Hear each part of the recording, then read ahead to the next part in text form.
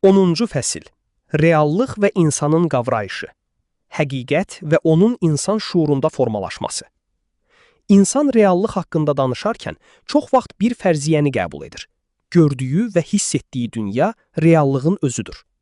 Lakin bu qəbul dərin şəkildə analiz edildikdə ciddi suallar doğurur. İnsan həqiqətən reallığı olduğu kimi görürmü? Yoxsa yalnız onu qavrama qabiliyyətinə uyğun formada qəbul edir? Bu sual insan idrakının ən fundamental problemlərindən biridir. Çünki insanın bildiyi hər şey, müşahidə, təcrübə, elm və inanc şuurdan keçərək formalaşır. Bu baxımdan reallıq haqqında bilik, reallığın özündən deyil, onun insan tərəfindən necə qəbul edilməsindən asılıdır. Qavrayışın bioloji əsası. İnsan beyni xarici dünyadan gələn məlumatları birbaşa qəbul etmir.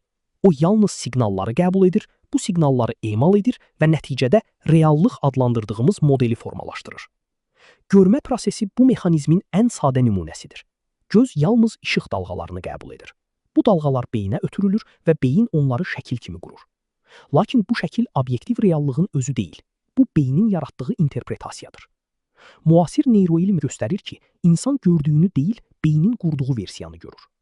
Yaddaş da keçmişin dəqiq surəti deyil, hər dəfə yenidən qurulan modeldir. Emosiyalar isə bu modeli dəyişdirərək qavrayışı fərdiləşdirir. Bu baxımdan aydın olur ki, reallıq ilə onun qavranılması eyni şey deyil. Psixoloji filtr və subyektiv dünya. İnsan yalnız bioloji mexanizmlərlə deyil, həm də psixoloji filtr vasitəsilə reallığı qəbul edir. Bu filtr insanın tərbiyəsi, sosial mühiti, inanc sistemi və yaşadığı təcrübələr nəticəsində formalaşır. Eyni hadisə müxtəlif insanlar tərəfindən fərqli şəkildə qavranılır. Bu isə göstərir ki, insan obyektiv reallığı deyil, öz daxili modelini yaşayır. Bu model zamanla dəyişə bilər, lakin heç vaxt reallığın tam və dəyişməz surəti olmur. Fəlsəfi yanaşma. Bu problem fəlsəfədə geniş şəkildə müzakirə olunmuşdur. Immanuel Kant reallığı iki hissəyə ayıraraq bu məsələni sistemləşdirmişdir.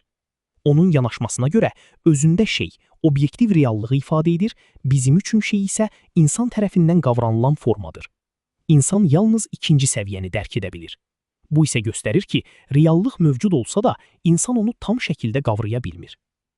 Din və qavrayışın formalaşması. Dinlərin yarandığı dövrdə insanın qavrayış səviyyəsi bugünkü ilə müqayisədə fərqli idi. İnsan təbiət hadisələrini tam izah edə bilmir, simvollara daha çox ehtiyac duyur və kollektiv düşüncə fərdi analizdən üstün olurdu. Bu səbəbdən dini mesajlar sadə, təsirli və simvolik formada təqdim olunurdu. Bu, həqiqətin dəyişməsi deyil, onun qəbul edən insanın xüsusiyyətlərinə uyğunlaşdırılması idi. Zaman və interpretasiya problemi. Zaman keçdikcə insanın elmi bilikləri artdı, fərdi düşüncə gücləndi və analiz qabiliyyəti inkişaf etdi. Lakin maraqlı bir paradoks yarandı. İnsan inkişaf etdikcə dini mətnlərin interpretasiyası çox vaxt dəyişmədi. Bu isə belə nəticəyə gətirdi ki, mətn sabit qaldı, lakin qavrayış dəyişdi. Nəticədə yaranan ziddiyyət mətnlə reallıq arasında deyil, qavrayış formaları arasında idi. Formaya bağlanma problemi. Müasir dövrdə din çox vaxt ilkin mahiyyətindən uzaqlaşaraq sosial və ideoloji formaya çevrilmişdir. Bu prosesdə məna arxa plana keçmiş, forma isə ön plana çıxmışdır. Bu dəyişiklik insanın reallığı dərk etməsini çətinləşdirir. Çünki simvol həqiqətin özü kimi qəbul edildikdə onun arxasındakı məna itir. Elm və qavrayışın genişlənməsi. Elm insanın qavrayış imkanlarını genişləndirmişdir. Texnologiyalar görünməyəni görünən etmiş, uzağı yaxınlaşdırmış və məlumatın həcmini artırmışdır. Lakin bu artım yeni bir problem yaratmışdır. Məlumatın çoxalması hər zaman daha dərin anlama demək deyil. İnsan daha çox bilir, lakin bu həmişə daha doğru qavrayışla nəticələnmir. VM ilə qavrayışın izahı. Bu nöqtədə VM konsepsiyası qavrayış problemini daha geniş sistem daxilində izah edir. Bu yanaşmaya görə reallıq vahid sistemdir və insan bu sistemin daxilində fəaliyyət göstərir. Qavrayış isə bu sistemin lokal interpretasiyasıdır. Reallıq birdir, lakin onun qavranılması çoxdur. İnsan sistemin yalnız müəyyən hissəsini görür, onu öz şuuru ilə izah edir və bu interpretasiyanı həqiqət kimi qəbul edir. Fəlsəfi nəticə. Bu başlıqdan çıxan əsas nəticə ondan ibarətdir ki, reallıq dəyişmir, lakin onu anlama formaları dəyişir. İnsan probleminin əsası həqiqətin olmaması deyil, onun düzgün qavranmamasıdır.